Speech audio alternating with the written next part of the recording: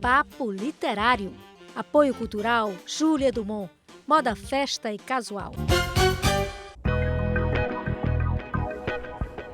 Olá, está começando sua revista eletrônica voltada para a literatura na TVC.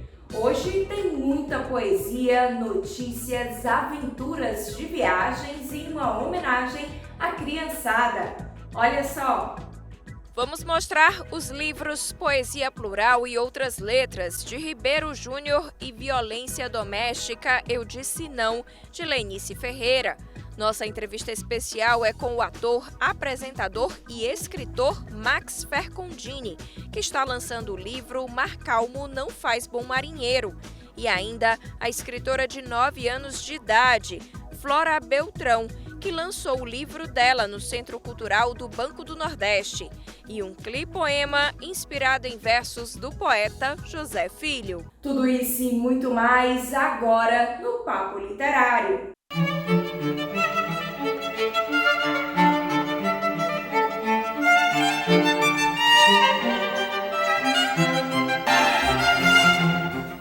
Iniciamos o Papo Literário de hoje com o livro Poesia Plural e Outras Letras, do escritor, professor de História, filósofo e mestre em Educação, Ribeiro Júnior. Como o próprio título diz, a obra traz diversas temáticas em forma de poemas.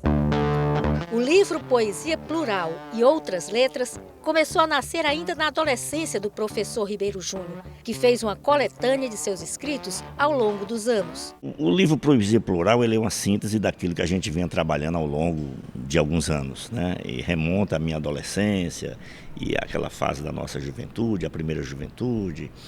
E, enfim, e aí a gente vai juntando os caquinhos, vai apurando, vai lapidando e a partir daí surgiu em 2018 esse trabalho da gente. As primeiras leitoras foram a mulher, professora Eliane, e suas filhas, entre elas Giovana, que também o acompanhou para a entrevista na TV. A obra traz uma diversidade de temas. A minha infância foi no sertão, no interior de Cariré, numa fazenda grande que tinha lá dos meus antepassados, dos meus bisavós. Fazenda Almas, e eu acho que o sertão ele me atrai muito. Então tem um pouco do sertão cearense, tem essa questão urbana, os dilemas de viver na grande urbis, na grande polis, né? As questões sociais, que a gente ninguém está imune a isso, todo mundo se sensibiliza. E eu acho que o olhar atento do escritor precisa denunciar isso, precisa fazer uma crítica sobre tudo isso e trazer à tona, até como uma proposta de reflexão, né? Tem um pouco de subjetividade também, que são as nossas próprias, né, questões pessoais que você traz à tona e alguém se identifica. E a questão da natureza como um todo, né, que eu acho que é algo que nós precisamos deixar claro, que vocês da imprensa, nós que trabalhamos com sala de aula, eu especificamente com história, né, filosofia, a literatura, eu acho que é fundamental a gente demarcar esse território como primeiro, entender a gravidade do problema, a relação do homem com o espaço, a produção do espaço, aquilo que ele está fazendo, o que isso pode acarretar a curto e médio prazo. É importante ter esse senso da política, né, da construção do Estado, de um Estado moderno, mas um Estado sensível a essas questões humanitárias. Né? Entre os autores que influenciaram Ribeiro Júnior estão Jorge Luiz Borges e Pablo Neruda. Eu acredito que os dois sejam dois ícones, né, duas referências na América, né? Assim como o Thomas Eliot também nos Estados Unidos, na América do Norte. Esses poetas, esses escritores, eles influenciaram verdadeiras gerações. Uma escrita muito autêntica, muito transparente, densa, na medida em que eles vão até as últimas instâncias da percepção da existência humana, né? E sem esquecer das suas origens, né? Da sua descendência, né? Sem esquecer da América. Eu tive, de fato, muita influência. Eu gosto de ler Neruda, eu gosto de ler Jorge Luiz Borges. Ribeiro Júnior falou da importância que a poesia tem para o ser humano. No mundo onde a fluidez, onde essa coisa líquida, como diz o Bauman, é tão frequente, a gente perde um pouco dessa ancoragem, né? Desse sentido de identidade. Então hoje que eu acho que a poesia, esse gênero, eu acho que ela ajuda a gente a resgatar isso, tudo isso, sabe? E nos revele diante do público, diante do nosso trabalho. E recitou um de seus poemas favoritos, que marca sua passagem de adolescente para adulto. Dentro de mim passa um rio, feito de sangue e magma ardente, alimentando cada gota dos meus instantes. E nesse ritmo frenético, põe-se a transportar a imagem do meu rosto, tão inexoravelmente, ano após ano. Assim, sucumbe de repente o resto da minha utopia e os cacos da minha história desmancham-se em agonia. E nessa peleja, nem os meus apelos, nem o suor da minha lida podem conter os escombros do meu rosto e as rugas dos meus dias.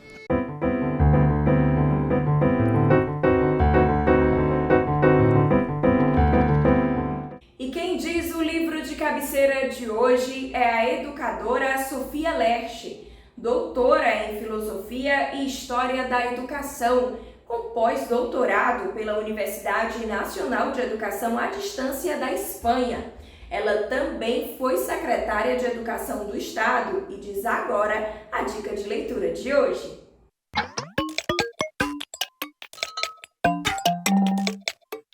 Eu sugiro o Grande Sertão Veredas, de Guimarães Rosa, que é um livro que se pode reler e reler ao longo da vida. Cada vez que a gente mergulha na história do jagunço Riobaldo e de Adorim, a gente é capaz de encontrar novas verdades, novas descobertas e muitas lições de sabedoria.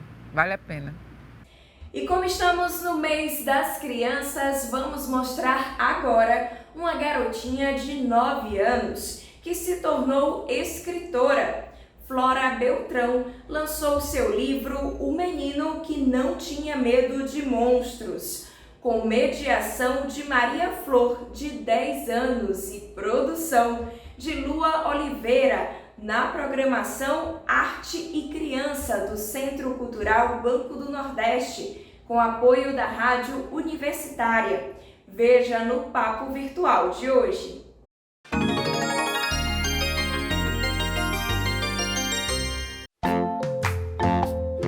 Era uma vez um menino que não tinha medo de monstro. Aí, um dia, os pais dele deixaram ele ir pra rua sozinho. Não tinha ninguém na rua, nem um carro, nem uma bicicleta, nem uma moto, nem nenhum veículo, nem ninguém passando por lá.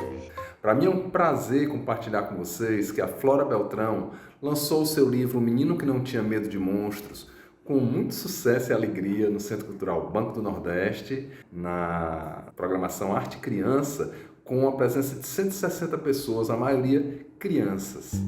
Os pais o deixaram ele ficar na calçada.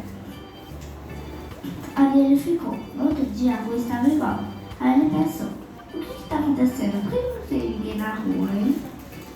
A Flora Beltrão criou este livro quando ainda nem era alfabetizada. Ela gosta de contar histórias à noite, debaixo das cobertas, e ela permitiu à sua mãe, Carla Martins, fazer a gravação desta história. E aí eu fiz a transcrição e o livro veio à luz. É interessante porque ela discutiu com o artista gráfico as imagens, as ilustrações do livro e também a transcrição que eu fiz. Deu opiniões, fez correções e ficou bem feliz com o resultado. E aí apareceu um monstro parecido com Frankenstein. É igualzinho, com a altura dele, com tudo. Então, para a gente é uma alegria que esta pequena escritora esteja colhendo os frutos dos seus bons hábitos. Ela gosta muito de ler, hoje ela já sabe ler e gosta de escrever. Olha, tanto quanto ela gosta de ir à praia, ao Parque do Cocó, ela gosta de ir a bibliotecas e livrarias. Ela vai à livraria comigo, a gente escolhe um livro e a gente fica lendo, conversando, depois escolhe outro livro. O Ariano Suassuna que dizia, né, que ele não tinha o hábito da leitura simplesmente, ele tinha o amor pela leitura, a paixão pela leitura. E assim nasce uma pequena escritora, a Flora Beltrão. E o nome da história é O Menino que Não Tinha Medo de Monstro.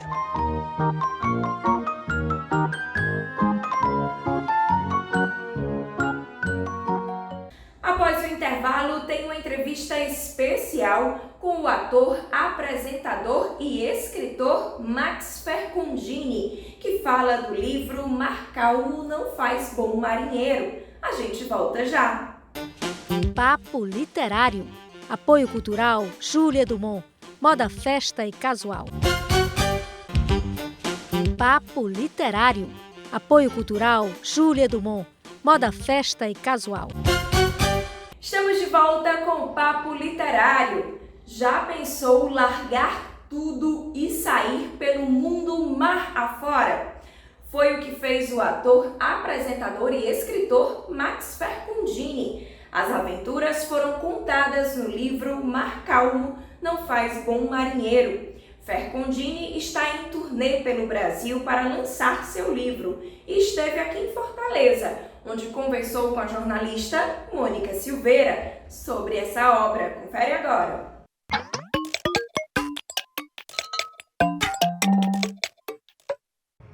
Pois é, Soraya, com grande prazer que eu estou aqui ao lado do ator, escritor e viajante Max Fercondini, que vai contar pra gente essa aventura, né? Mar calmo não faz bom marinheiro. E pegou muitos mares revoltos nessas...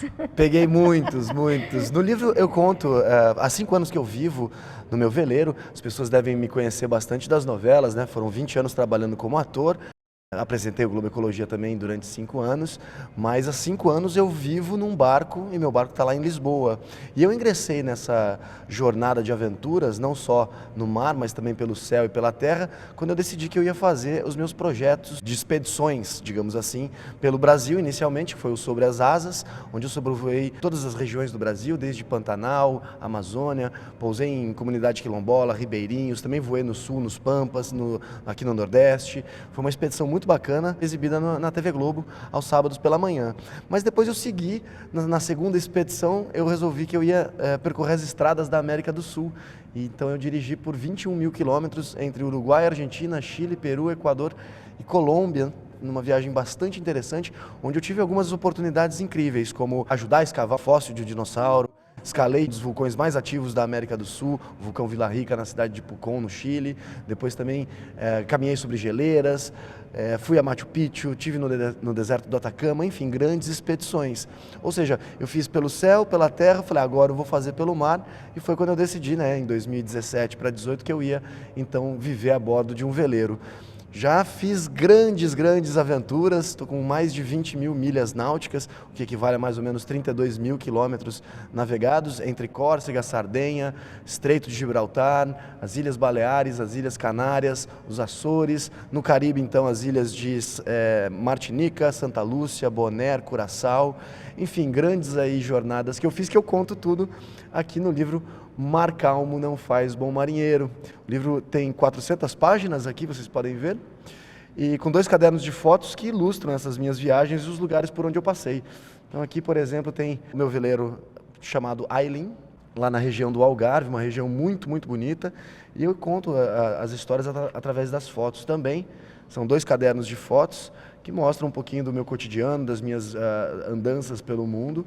Não é um barco digamos, luxuoso, mas é um barco muito confortável. As pessoas ficam muito curiosas, né? Como é que se pode morar num veleiro, como é que se pode habitar, né, um espaço tão pequeno como esse. Inicialmente eu pensava que eu ia ficar só 1 ano e meio nessa vida, mas me encantei com a vida no mar, né, em contato com a natureza, uma vida mais simples também.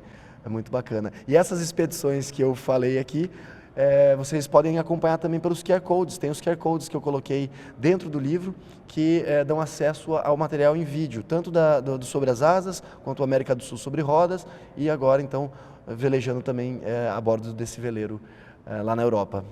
Max, você sempre muito sucesso na TV, como ator, como apresentador, né? E de repente faz o que todo mundo tem vontade de fazer, largar tudo e ir. Precisou assim uma dose de coragem grande, ou você já tinha isso há muito tempo planejado? Mônica, eu precisei me reinventar para fazer as minhas viagens, porque assim como o título diz, Mar Calmo Não Faz Bom Marinheiro, eu saí da minha zona de conforto quando eu tive meu contrato como ator rescindido, né? Ou seja, eu tive a minha demissão ali e tive que pensar o que eu vou fazer agora. poderia continuar na carreira de ator, fazendo teatro, ou mesmo trabalhando por obra, como a gente costuma dizer, mas eu fiquei naquele momento, vou colocar os meus projetos pessoais à frente dos projetos profissionais. Obviamente que os projetos pessoais viraram projetos profissionais que eu consegui pelo contato que eu tinha dentro do setor de jornalismo da TV Globo, né, a longa carreira que eu tinha como ator e apresentador, então possibilitou que eu pudesse transformar isso num projeto que foi exibido na TV. Mas na verdade eu acho que todo mundo já passou por uma situação parecida. No livro eu conto em detalhes aí como é que foi esse processo, a minha transição de ator para expedicionário, para aventureiro. Falo um pouquinho também da minha separação, que foi um momento que eu acho que foi bastante marcante, e não que pela separação eu tenha ido para essa vida, mas assim, ter vivido a separação depois de 9 anos e meio casado, eu precisava colocar os meus projetos pessoais também em evidência e precisava resgatar a minha individualidade. Eu acho que o livro é muito mais do que só uma grande aventura, é um livro autobiográfico onde eu tento transportar o meu leitor ali para a bordo desse barco comigo e compartilhando com bastante transparência as coisas que eu passei até chegar nesse ponto.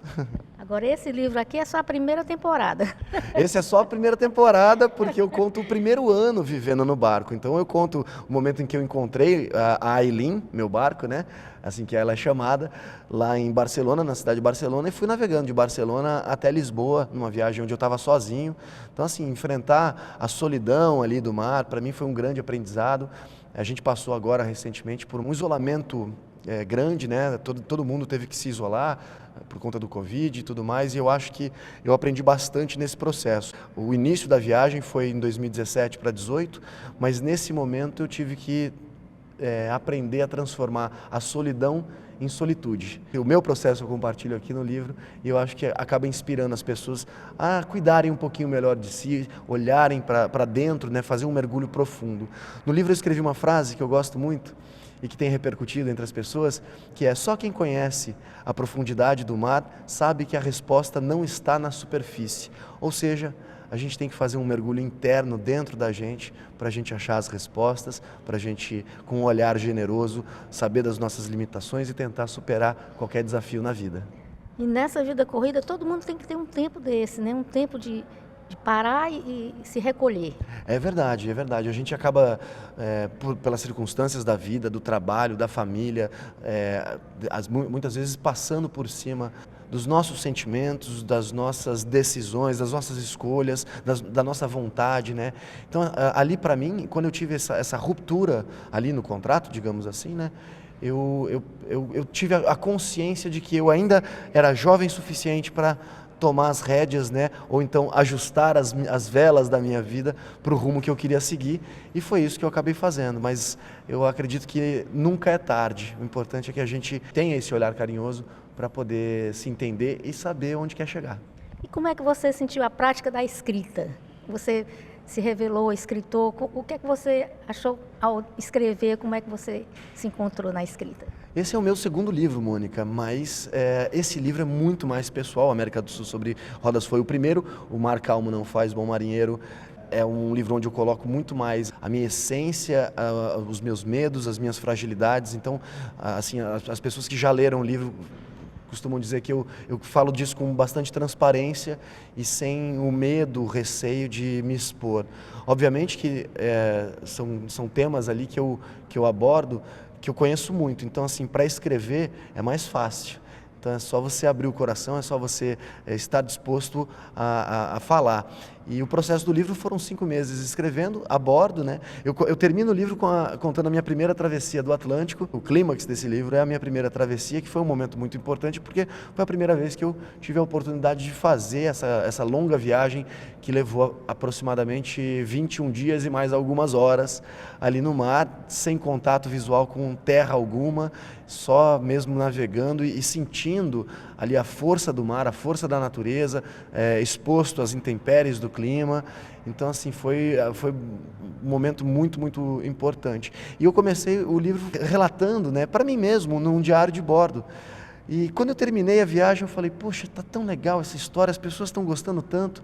Eu compartilhei nas minhas redes, né? E todo mundo elogiando, falando: poxa, Max, faz um livro. E aí eu falei: quer saber? Eu vou contar como que eu cheguei aqui. Muito bacana. Max, parabéns pelo livro. Obrigado. E muito obrigada por sua participação no nosso programa Papo Literário. Que bom, imagina, Mônica, eu agradeço demais, estou super feliz de estar aqui em Fortaleza. Quem quiser comprar o meu livro, posso passar o serviço? É só acessar maxfercondini.com/livro na internet, ou então acessar as minhas redes sociais, que é Max Fercondini, a que eu mais uso é o Instagram. Eu envio o livro com uma dedicatória.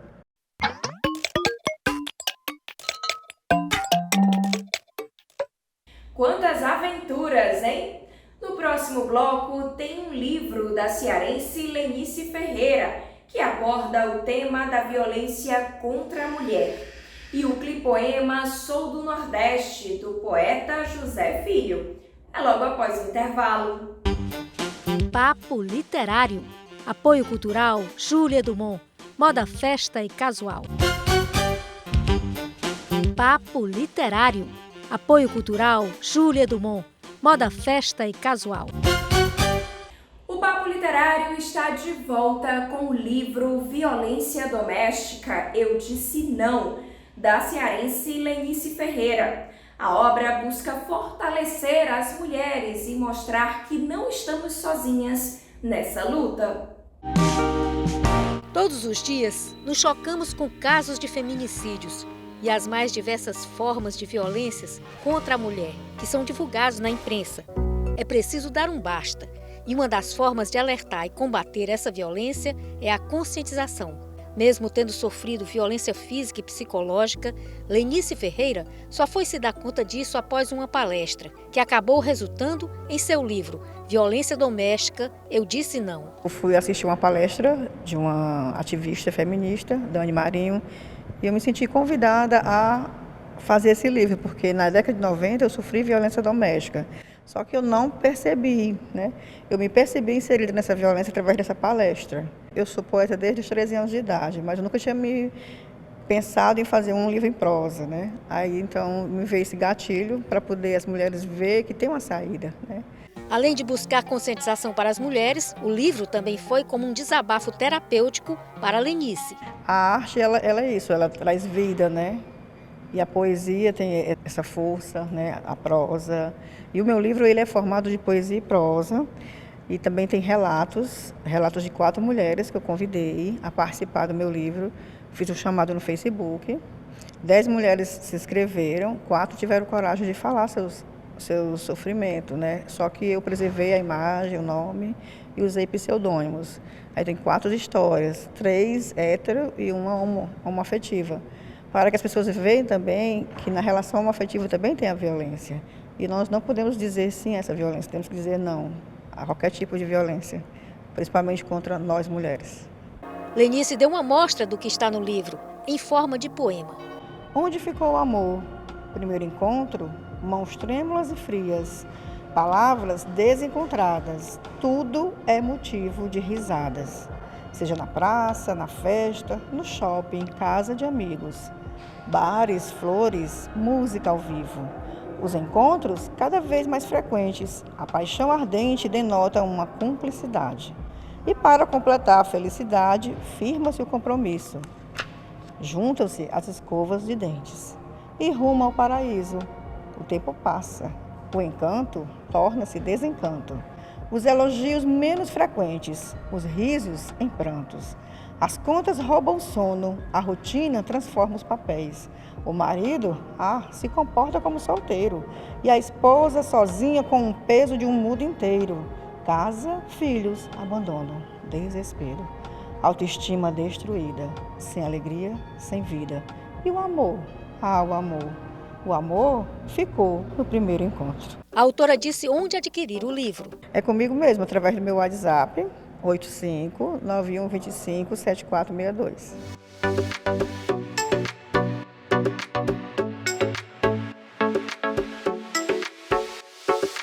Dois fatos importantes marcaram os últimos dias. O primeiro foi a conquista do Prêmio Nobel pela escritora francesa Annie Ernaux, de 82 anos. Feminista de esquerda, ela aborda em suas obras temas como o peso da dominação de classes sociais e a paixão do amor. Outra notícia literária de destaque foi a eleição do jornalista e escritor Rui Castro para a Academia Brasileira de Letras. Ele é autor de grandes biografias e obras que retratam o Rio de Janeiro. Foi vencedor do Prêmio Machado de Assis, da ABL. Esses dois nomes são nossas imagens literárias da semana.